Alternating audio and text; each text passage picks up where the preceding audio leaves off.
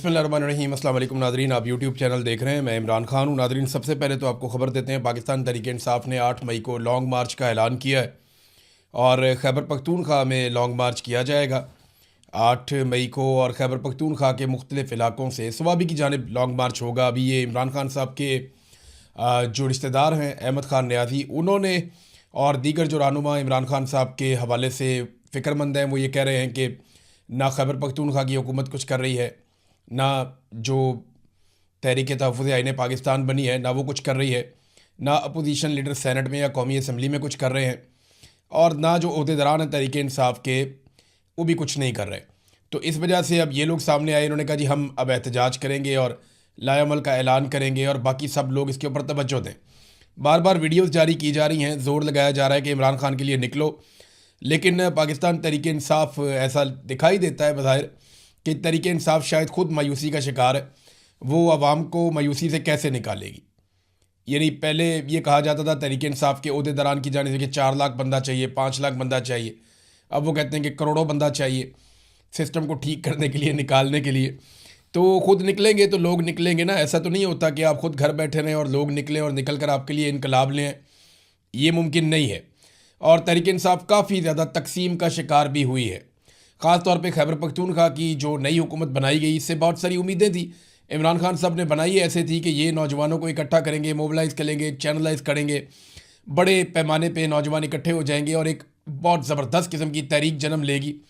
लेकिन हमने देखा कि वो नहीं हुआ। बातें बहुत बड़ी बड़ी की गई, लेकिन अमली तौर पर वो सारा कुछ जो तवक्को की जा रही थी वो हमने होता हुआ नहीं देखा। इस वक्त तो फ़िलहाल जो है चीज़ें पाकिस्तान की मिलिट्री एस्टेब्लिशमेंट की फेवर में, क्योंकि आसिम मुनीर साहब के डोनाल्ड ट्रंप के साथ अच्छे ताल्लुकात बन गए हैं। डोनाल्ड ट्रंप खुद मुश्किल में है, लेकिन आसिम मुनीर साहब कंफर्टेबल है और उनकी एक पोजीशन बन गई है और उस पोजीशन को वो एंजॉय कर रहे हैं फ़िलहाल। और उन्हें कोई ऐसी मुश्किल है भी नहीं, यानी पाकिस्तान तहरीक इंसाफ की तरफ से उन्हें कोई ऐसा मामला नहीं है कि कोई बहुत बड़ा एहतजाज खड़ा हो जाए। हत्ता कि जो अवामी इशूज़ हैं तहरीक इंसाफ उन पर भी किसी किस्म का एहतजाज करने के मूड में नहीं है। ना तहरीक इंसाफ किसानों के साथ खड़ी हुई, ना मज़दूरों के साथ खड़ी हुई, ना पाकिस्तान तहरीक इंसाफ गरीबों के साथ खड़ी हुई, ना एनर्जी के क्राइसिस में खड़ी हुई, ना पेट्रोलियम मसनूआत की कीमतों में इजाफे पे खड़ी हुई, ना ही ये जो कत्लेआम हुआ पाकिस्तान में बार बार उस पर भी खड़ी नहीं हुई। तहरीक इंसाफ किसी जगह पे भी बतौर अपोजिशन मौजूदा हुक्मरानों के लिए या मिलिट्री एस्टेब्लिशमेंट के लिए चैलेंज नहीं बनी। और ये बड़ा अच्छा ट्रैक रिकॉर्ड तहरीक इंसाफ ने गुज़िश्ता कई महीनों से अब ये बना लिया है। तो अब एस्टेब्लिशमेंट को तहरीक इंसाफ से भी एज सच कोई प्रॉब्लम नहीं है। अगर इससे इस तरह की अपोजिशन किसी भी हुकूमत को मिले, किसी भी हुकूमत को ऐसी अपोजिशन मिले, तो वो हुकूमत शुक्र अदा करेगी अल्लाह का कि ऐसी अपोजिशन हमेशा रहनी चाहिए जो किसी किस्म के मामले के ऊपर किसी भी किस्म का कोई रद्द-ए-अमल देती नहीं है। पब्लिक अगर चाहे भी तो खुद रद्द-ए-अमल दे दे तो दे दे। पाकिस्तान तहरीक इंसाफ की जानिब से किसी किस्म का कोई रद्द-ए-अमल दिखाई फ़िलहाल नहीं दे रहा। और उसकी एक रीज़न ये भी है कि तहरीक इंसाफ कौन सा कोई पॉलिटिकल पार्टी से लड़ रही है। लड़ाई तो मिलिट्री एस्टेब्लिशमेंट के साथ है ना। इधर पॉलिटिकल पार्टी के खिलाफ वो कोई एहतजाज प्लान करते हैं या महंगाई, गुर्बत, बेरोज़गारी, इन चीज़ों के ऊपर निकलने का प्लान करते हैं। साथ ही जनाब अली पता चलता है कि वहाँ पे सेक्टर कमांडर में मीटिंग शुरू हो गई है सेक्टर ऑफिस के अंदर, और यहाँ पे जनाब मिलिट्री ऑफिसर्स जो हैं वो अब प्लानिंग कर रहे हैं। ISI की एजेंसी बीच में आ गई है, मिलिट्री इंटेलिजेंस की एजेंसी बीच में आ गई है। वो बेचारे अब वो करें क्या? फ़ौजियों से लड़ने की तो उनको ट्रेनिंग नहीं है। वो पॉलिटिकल पार्टी के साथ ही वो एक मुज़ामत कर सकते हैं। लेकिन माजी में जो है वो मिलिट्री एस्टेब्लिशमेंट के साथ मुज़ामत की है लोगों ने। इमरान खान साहब इस वक्त बड़ी अच्छी मुज़ामत कर रहे हैं। बेनज़ीर भुट्टो ने मुज़ामत की माजी में, नवाज शरीफ ने हल्की फुल्की मुज़ामत की जब इनके ऊपर बुरा वक्त आया, जुल्फ़िकार अली भुट्टो ने मुज़ामत की और लोगों ने भी मुज़ामत की पाकिस्तान में। और कभी वो कामयाब हुए, कभी नाकाम हुए, लेकिन मुज़ामत ज़रूर की। एक तस्वीर है नाज़रीन, ये पाकिस्तान में पुलिस के लिए एक चैलेंज बनी हुई है, ख़ास तौर पर पंजाब में।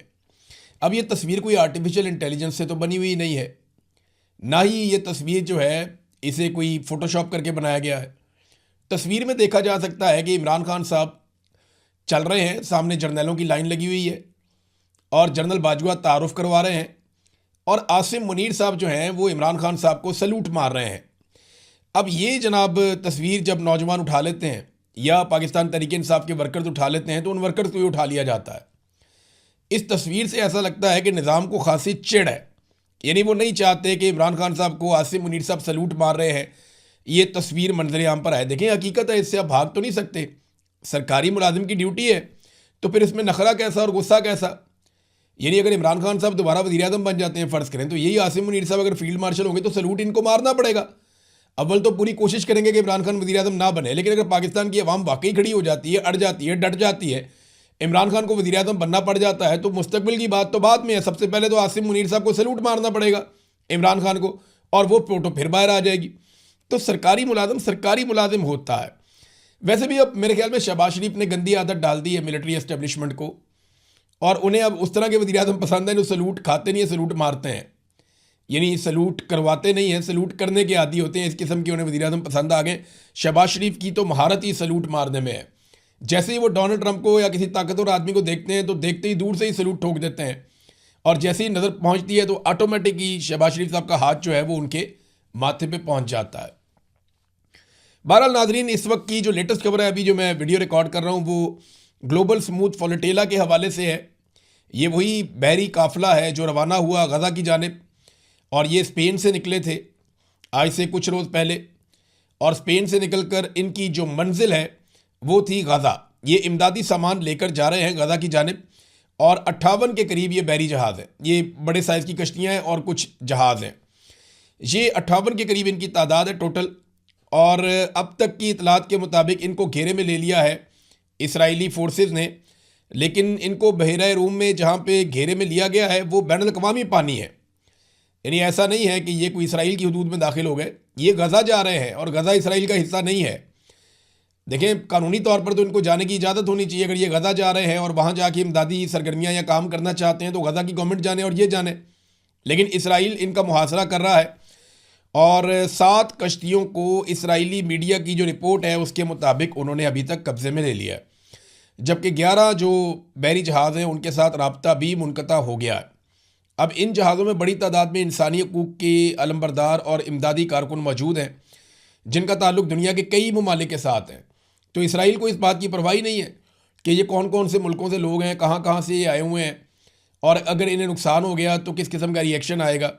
लेकिन वो जो दिल करता है वो करता है, उसको पूछने वाला कोई नहीं है, क्योंकि इस वक्त अमेरिका का दस्ते शफ़क़त इसराइल के हाथ के ऊपर है। जैसे आसिम मुनीर साहब के हाथ के ऊपर है ना, सर के ऊपर हाथ है डोनाल्ड ट्रंप का इस वक्त, और डोनाल्ड ट्रंप ने फ्री हैंड दिया हुआ है, जो दिल करता है ये कर रहे हैं। हालांकि पाकिस्तान का इन्होंने नक्कू ठप दिया, जो पाकिस्तान की हालत कर दी इन्होंने मईशत के मैदान में, अमन व अमान के मैदान में, इंसानी हकूक़ के मैदान में, अदलिया के मैदान में, मीडिया के मैदान में, हर तरफ इन्होंने पाकिस्तान का बेड़ा गर्क करके रख दिया। लेकिन जब तक डोनाल्ड ट्रंप का हाथ सर पे है तब तक इनको पूछने वाला कोई नहीं है। देखिए, अब डोनाल्ड ट्रंप को भी तो आगे देखो पूछने वाला हो ना। फील्ड मार्शल को डोनाल्ड ट्रंप ने एक वादा किया था। यानी जब फील्ड मार्शल गए थे ना ईरान में, तब डोनाल्ड ट्रंप ने फील्ड मार्शल को कहा था, लबनान में गारंटी दी थी कि सीज़ फायर है लबनान में, तो ईरान के साथ बातचीत आगे बढ़ाएं। तो ईरान बातचीत कर रहा था, लबनान के अंदर सीज़ फायर था। तो अब डोनाल्ड ट्रंप ने बताया, जनाब मैंने तो यानी वहाँ भी शर्मिंदा करवा दिया। डोनाल्ड ट्रंप ने अलग ही खबर दे दी इंटरव्यू देते हुए। डोनाल्ड ट्रंप इंटरव्यू दे रहे थे, इंटरव्यू में उन्होंने कहा कि मैंने नेतन्याहू को कहा था कि उन्हें ये काम ज़्यादा महारत के साथ करना होगा, इमारतों को नहीं गिराना, ये हौलनाक है और इससे इसराइल का तासुर ख़राब होता है। बस यही थी जंगबंदी की हकीकत। यानी जिस जंगबंदी की गारंटी डोनाल्ड ट्रंप ने फील्ड मार्शल आसिम मुनीर को दी, उस जंगबंदी की हकीकत ये है जो अब डोनाल्ड ट्रंप ने बयान कर दी। ट्रंप ने बमबारी में अपनी नाकामी का एतराफ़ भी किया। ट्रंप ने कहा, जी बमबारी से हमें वो फ़ायदा नहीं हुआ जो ईरान के अंदर हमने बमबारी की है, बल्कि नाकाबंदी ट्रंप ने कहा जी हमारी बहुत मुअस्सर साबित हो रही है। और इस वक्त ईरानियों के बारे में उन्होंने कहा कि वो ज़िबा किए हुए सूरों की तरह दम तोड़ रहे हैं। एटमी मामलात पर मुआहदे तक नाकाबंदी कतई तौर पर ख़त्म नहीं की जाएगी, ये डोनाल्ड ट्रंप ने कहा। अच्छा, अब ये जो नाकाबंदी है ना, ये दो तरफ है। एक तरफ तो ईरान ने अपना सिस्टम लगाया हुआ है आपने हुर्मुज़ के ऊपर, और बाहर से अमेरिका ने नाकाबंदी की हुई है। डोनाल्ड ट्रंप ने यह दावा किया था कि 3 दिन के अंदर ईरान अंदर से फटना शुरू हो जाएगा। ईरान की जो पाइपलाइंस हैं पेट्रोल की वो फटेंगी, क्योंकि ईरान की जो पेट्रोलियम मसनूआत के लिए जो तनसीबात हैं, तो ईरानी तनसीबात काम कर रही हैं, उनके जो तेल के कुएँ हैं वो काम कर रहे हैं। तो अब अगर वो काम करेंगे तो उनकी जो पाइपलाइंस हैं वो फटेंगी, वहाँ प्रेशर बहुत बढ़ेगा। डोनाल्ड ट्रंप ने यह दावा किया था। इस दावे के ऊपर पहले एक तो स्टेटमेंट है यहाँ पे काली बाफ का, डोनाल्ड ट्रंप को उन्होंने 3 दिन के बाद जवाब दिया। मैंने ये स्टेटमेंट आपको बताया भी था कि उसने कहा था 3 दिन है ईरान के पास और 3 दिन के बाद ये हो जाएगा। तो यहाँ पे कालीबाफ ने कहा कि ट्रंप की 3 दिन वाली जो 3 दिन गुजर चुके हैं और एक भी तेल के कुएं में धमाका नहीं हुआ। हम इस मोहलत को 30 दिन तक बढ़ा सकते हैं और आपको यहाँ से इन कुओं के बराह रास्त मनाजर भी दिखा सकते हैं। ये वो अहमकाना मशवरे हैं जो अमरीकी इंतज़ामिया को उनके वज़ीर ख़जाना का नाम लेते हुए उन्होंने कहा कि बेसेंट जैसे लोगों से मिलते हैं, जिन्होंने नाकाबंदी के ख्याल को भी फ़रोग दिया और तेल की कीमत को $120 से ऊपर पहुंचा दिया। अब अगली मंजिल $140 फ़ी बैरल है। मसला सिर्फ गलत नज़रियात का नहीं, असल मसला सोचने के अंदाज में है। ये बाकर कालीबाफ ने कहा और डोनाल्ड ट्रंप को उसके चैलेंज का 3 दिन के बाद जवाब दिया कि तुमने कहा था कि 3 दिन के बाद यहाँ पे हमारे कुएं फटना शुरू हो जाएंगे, तो एक भी कुएं में धमाका नहीं हुआ। तो हम तो तेल निकाल रहे हैं। ईरान जो यौमिया तेल निकाल रहा है ना इस वक्त, उसकी मिकदार मैं आपको बता देता हूँ। ये 35 लाख बैरल रोज़ाना तेल ईरान निकाल रहा है। अब 35 लाख बैरल तेल ईरान अगर रोज़ाना निकाल रहा है तो ये कब तक निकाल सकता है? क्योंकि देखें ना, ये तेल जो निकालेगा उसको कहीं ना कहीं तो स्टोर करना पड़ेगा। अब ये मुमकिन नहीं है जब आप तेल निकाल रहे हों और आप उसका आगे से आपके पास खाली करने का ज़रिया ना हो, तो फिर तो ये धमाके होने हैं। फिर तो डोनाल्ड ट्रंप का ये अंदाज़ा था कि 3 दिन है ईरान के पास। लेकिन यहाँ पे जो टैंकर ट्रेडर्स कंपनी है उसकी रिपोर्ट के मुताबिक जितने ऑयल टैंकर्स इस वक्त मौजूद हैं ईरान के आसपास और ईरान से एसोसिएटेड, ईरान 4 से 6 हफ्तों तक टैंकर्स की तरसील का काम जारी रख सकता है। यानी 4 से 6 हफ्ते तक ईरान बड़े आराम से अपना तेल निकालता रहे तो किसी किस्म का कोई नुकसान नहीं होगा। ट्रंप को ये 3 दिन बताए गए थे, कालीबाफ ने 1 महीने का दावा कर दिया है। और अगर ईरान 5 लाख बैरल कम कर दे, यानी इसको 35 लाख बैरल से ले जाए यौमिया 30 लाख बैरल पे, तो वो 3 महीने तक भी इस मामले को घसीट के ले जा सकता है। ये दावा किया गया है बैनुल अक़वामी मीडिया में। अब ये खबर गलत साबित हुई डोनाल्ड ट्रंप की, और उनको गलत मालूमात दी गई कि ईरान के अंदर कुएं फटना शुरू हो जाएंगे, वहाँ पे तेल की पाइपलाइनें फट जाएंगी। एक और ख़बर भी है, ये 4 से 6 हफ्ते तक ईरान उस सूरत में निकालेगा कि कोई भी खाली टैंकर खलीज फारस के अंदर दाखिल ना हो। अगर मज़ीद खाली टैंकर खलीज फारस के अंदर आ जाते हैं तो ईरान इस टाइम को और भी बढ़ा सकता है। तो ईरान के पास कैपेसिटी है। अच्छा, एक और चीज़ भी है ईरान के पास, ज़मीन पर तेल ज़ख़ीरा करने की इजाफी सलाहियत भी ईरान के पास मौजूद है, जिसके बारे में पक्का नहीं पता वो कितनी है, लेकिन ईरान वहाँ पे भी तेल ज़ख़ीरा करके लंबा चला सकता है। तो जो डोनाल्ड ट्रंप का आइडिया था वो गलत साबित हुआ। इसमें ईरान के लिए आबने हुर्मुज़ पे कंट्रोल रखना इतना मुश्किल नहीं है। उसकी वजह यह है कि ये समंदर का फासला सामने नज़र आता है, वो ओमान है, ये ईरान है, तो मसला ही कोई नहीं है उनके लिए। आबने हुर्मुज़ बिल्कुल पतली सी एक जगह है, वहाँ छोटे रॉकेट और छोटे हथियारों के साथ भी वो किसी भी जहाज़ को गुजरने नहीं देंगे ज़मीन पे बैठ के, वो मुश्किल नहीं है। जबकि अमेरिका के लिए ये काम बहुत मुश्किल है। वजह यह है कि अमेरिका खुले पानियों के अंदर है, गल्फ़ ऑफ ओमान में और उससे आगे अरेबियन सी में। अब जिस तरह के पानियों के अंदर अमेरिका इस वक्त अपने बहरी जहाज़ों को लेकर मौजूद है, वहाँ से अगर जहाज़ गुजरते हैं तो वो बहुत बड़ा रकबा, बहुत बड़ा एरिया कवर करना पड़ता है, और समंदर के अंदर ये थका देने वाला काम है। यानी एयरफोर्स और ज़मीनी अफवाज के लिए कभी उतनी मुश्किलात नहीं होती जितनी बहरिया के लिए होती हैं। इनका बहुत टफ काम होता है, बहुत मुश्किल और थका देने वाला काम होता है। ये बड़ी मुश्किल एक्सरसाइज है और इसमें कामयाबी के इम्कानात उतने नहीं होते जितने ज़मीन के ऊपर या फ़िज़ा से अटैक के ऊपर होते हैं। तो इसलिए यहाँ अब अमेरिका के लिए एक चैलेंज है कि वो कितने लंबे अरसे तक ये काम करता रहेगा कि नाकाबंदी जारी रखे। देखिए, इसके अखराजात भी उसको पड़ेंगे। और डोनाल्ड ट्रंप के लिए एक बड़ा पंगा ये है कि अभी जर्मनी के जो वज़ीर ख़ज़ाना है उन्होंने कह दिया कि हमारी जो माशी तरक्की है वो आधी हो गई है और हमारी कंपनियां नुकसान में जा रही हैं और उनको इसका डैमेज हो रहा है, और वो सिर्फ डोनाल्ड ट्रंप की ईरान के साथ छिड़ जाने वाली जंग की वजह से हो रहा है और आबने हुर्मुज़ की बंदिश के असरात हमारे ऊपर आ रहे हैं। यही बात जो है वो दीगर जो जनूबी ममालिक हैं यूरोप के, उन्होंने भी अमेरिका से मदद की अपील की है और वो भी ये बता रहे हैं कि हमारी मईशत कसाद बाजारी की तरफ जा रही है, हमारे हालात बहुत ज़्यादा ख़राब हो रहे हैं। हमारी जो टूरिज़म की इंडस्ट्री है, उसके अलावा जो बाकी सारे मामलात हैं, जो इंडस्ट्री चलाने के मामलात हैं, वो सब बहुत बुरी तरह इफ़ेक्ट हो रहे हैं। ये बार बार बातें सामने आ रही हैं। बरतानिया के हवाले से एक द इंडिपेंडेंट के अंदर खबर छपी है। ये रिपोर्ट बताती है कि असल झटका 2 हफ्तों के बाद बरतानिया को लगेगा और ये झटका इस सूरत में लगेगा कि बहरी जहाज़ों की आमदोरफ्त बहुत ताख़ीर का शिकार हो गई है और जो बड़ी बड़ी सुपरमार्केट्स हैं बरतानिया के अंदर, उनकी शेल्फें आपको खाली नज़र आना शुरू हो जाएंगी। तो बरतानिया में भी एक तरह का प्रॉब्लम है, बहुत सारी चीज़ें बरतानिया इंपोर्ट करता है, बाहर से मंगवाता है। उन चीज़ों की किल्लत आइंदा 2 हफ्तों में पैदा हो सकती है, ये प्रॉब्लम भी। और ये द इंडिपेंडेंट की बाकायदा इसके बारे में एक रिपोर्ट है। अब नाजरीन, कालीबाफ का एक स्टेटमेंट मैं पढ़ रहा था और उससे ये अंदाज़ा होता है कि ईरान को इस वक्त इत्तेहाद की ज़रूरत है। ऐसा नहीं है कि ये नाकाबंदी ईरान को बिल्कुल इफेक्ट नहीं कर रही। इस स्टेटमेंट को जब मैंने गौर से पढ़ा तो मुझे अंदाज़ा हुआ कि प्रेशर जो है वो ईरान के ऊपर भी है और वो भी ये चाहता है कि ये नाकाबंदी किसी तरह ख़त्म हो जाए। वो ये कह रहे हैं जी हमारे खिलाफ सारा कुछ करके आजमाया गया, जो एक्टिविटीज़ की गई, धमाके किए गए, क़यादत को कत्ल किया गया, फ़ौज को उतारा गया, जहाज़ यहाँ पे आ गए, सारा कुछ करके देख लिया। अब ये एक इन्होंने नाकाबंदी की हुई है। तो इस पर जो फाइनली उन्होंने अपने स्टेटमेंट में कहा कि हमें इकट्ठे रहना पड़ेगा। ट्रंप खुलेआम हमारे मुआशरे को 2 ग्रोह में तकसीम कर रहा है, बुनियाद परस्त और एतदाल पसंद।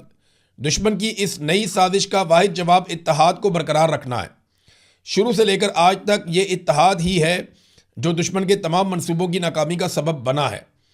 फिर वो ये भी बताता है कि ये जो हालात अब पैदा किए हैं इससे प्रेशर तो आएगा। देखें, ईरान के ऊपर भी दबाव है, ऐसा नहीं है कि ईरान दबाव में नहीं है। अमेरिका एक बहुत अमीर मुल्क है, वो बड़े लंबे अरसे तक नाकाबंदी रखे तो वो बर्दाश्त कर सकता है। ईरान उतना अमीर मुल्क नहीं है और वो इस नाकाबंदी का जो प्रेशर अगर बढ़ता गया और एक वक्त आएगा कि ईरान के पास रास्ते बंद हो जाएंगे और वो पैदावार बंद कर देगा तेल की, उसके लिए फिर बहुत मुश्किलात होंगी ईरान के लिए भी। तो ये बात ईरानी भी समझते हैं। लेकिन अमेरिका को नाकाबंदी करने का मौका कैसे मिला? पाकिस्तान ने जंगबंदी कराई और जंगबंदी के बाद बजाय इसके कि तवज्जो दी जाती एक डील की तरफ, एक मुआहदा किया जाता, अमेरिका अपने हथियारों को यहाँ लेकर आ गया और हर तरफ उसने हथियार फैला दिए।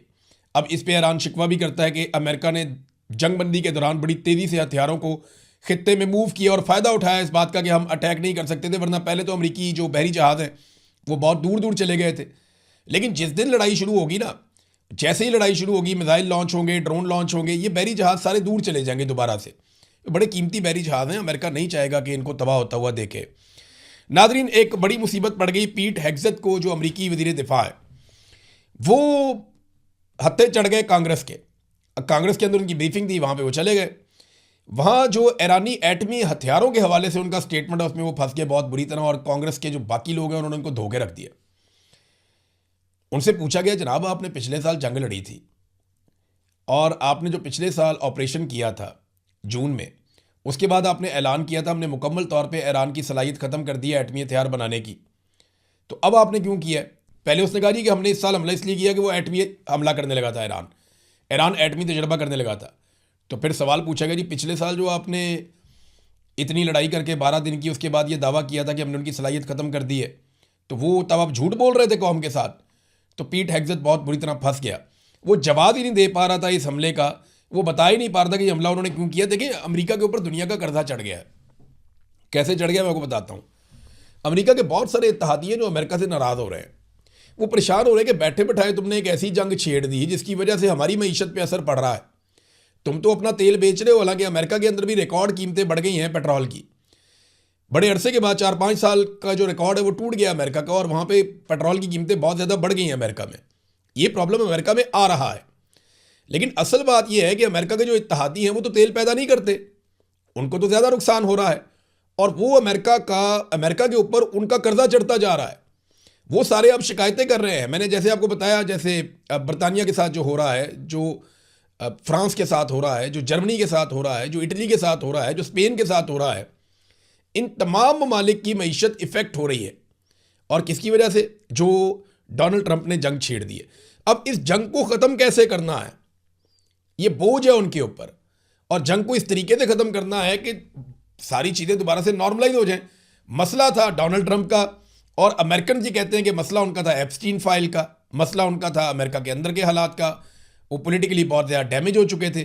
तो डोनाल्ड ट्रंप के दिमाग में ये फार्मूला शायद बहुत पहले से था, क्योंकि जब बराक ओबामा सदर था अमेरिका का, उस वक्त डोनाल्ड ट्रंप ने ये बात की थी कि अपनी गिरती हुई मकबूलियत को सहारा देने के लिए बराक ओबामा ईरान के ऊपर हमला कर सकता है, क्योंकि ये कोई डील करने के काबिल नहीं है, कोई बातचीत करने के काबिल नहीं है। ये उस वक्त ट्रंप ने कहा था, और वही काम जब ट्रंप की अपनी मकबूलियत बहुत ज़्यादा गिर रही थी उस वक्त ट्रंप ने ईरान के साथ कर दिया। और अब अमेरिका के ऊपर बोझ पड़ रहा है। ये सारे अमेरिका के इत्तेहादी, अमेरिका के दोस्त ममालिक हैं, लेकिन वो सारे के सारे परेशान हैं कि अमेरिका के इस एडवेंचर की वजह से जिसमें नेतन्याहू ने डाल दिया डोनाल्ड ट्रंप को उठा के, उनका नुकसान होना शुरू हो गया। हालांकि ना वो लेने में ना वो देने में, ना उन्होंने इस लड़ाई को शुरू किया, ना वो इस लड़ाई का हिस्सा बने, और ना वो इस लड़ाई का जवाब मानते हैं, लेकिन नुकसान उनकी मईशत को हो रहा है, लगातार हो रहा है। नाज़रीन, एक बड़ी इंटरेस्टिंग चीज़ मैं आपको जाते जाते बताता हूँ। एक लेगो आपने सुना होगा, बच्चे बहुत अच्छी तरह जानते हैं लेगोस क्या होते हैं। ये कार्टून होते हैं, लेगो कार्टून होते हैं, इनकी दुकानें भी बनी हुई, इनके टॉयज़ भी मिलते हैं। तो ये जो लेगोस का जो आर्टिफिशियल इंटेलिजेंस का एक पूरा सिस्टम है, इसको ईरान की जेनजी ने बड़ा कमाल तरीके से इस्तेमाल किया। जेनजी बोलते हैं नौजवानों को, बिल्कुल जो छोटी उम्र के हैं, हमारे बाद वाली नस्लें। तो जेनजीज ने इसको बड़े ज़बरदस्त तरीके से इस्तेमाल किया और लेगोस के ज़रिए से ऐसी आर्टिफिशियल इंटेलिजेंस से वीडियो बनाई और दुनिया भर के सोशल मीडिया पे डालकर फैला दी, जिनको मिलियंस के अंदर लोगों ने देखा और अमेरिकन बयानिए की धज्जियां उड़ा दी। लेकिन जब जंग होती है तो प्रोपेगेंडा वॉर भी होती है, और जब प्रोपेगेंडा वॉर होती है तो आपको नए से नए टूल्स इस्तेमाल करने पड़ते हैं। जिस तरीके से ईरान ने या उनके जेनजीज ने लेगोस के ऊपर वीडियो बना बना के, और उसमें मैसेजेस हैं, यानी डोनाल्ड ट्रंप ये कर रहा है, कभी वो कर रहा है, कभी प्रेस कॉन्फ्रेंस कर रहा है, कभी लड़ाई कर रहा है, कभी मिसाइल आ रहे हैं, कभी मिसाइल जा रहे हैं, कभी समंदर दिखा रहे हैं, कभी यहाँ से खाबनाई को, कभी किसी और को। तो उन्होंने लेगोस का इस्तेमाल किया। आर्टिफिशियल इंटेलिजेंस का जैसा इस्तेमाल ईरान ने किया है, इसको बनाने वालों ने भी नहीं किया होगा। जिन्होंने आर्टिफिशियल इंटेलिजेंस की बुनियाद रखी वो लोग अच्छा इस्तेमाल नहीं कर सके, जबकि ईरान ने शानदार इस्तेमाल किया आर्टिफिशियल इंटेलिजेंस का, और प्रोपेगेंडा के मैदान में उन्होंने अमेरिका को वाकई में मात दी है। और ये बात अब अमेरिकन मानते हैं और अमेरिकन मीडिया इसकी तारीफ कर रहा है। अल जज़ीरा ने इसके ऊपर पूरी एक रिपोर्ट भी शाया की है।